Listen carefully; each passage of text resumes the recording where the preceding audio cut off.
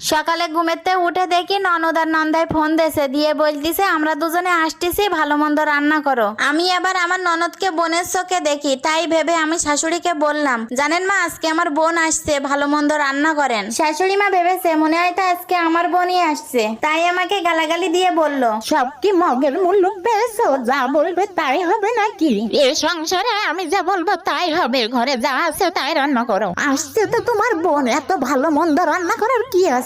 ফ্রিজের ভিতরে মাছের নাড়ি বুড়ি তেল রয়েছে, ওইটা ভেজে রেখে দাও, দুপুরে ওইটা দিয়েই খাবে। শাশুড়ির কথা মতো মাছের নাড়ি বুড়ি ভেজে রেখে দিয়েছি ননদ আর নন্দায়ের জন্য। এইবার দেখ বাগিনী বউ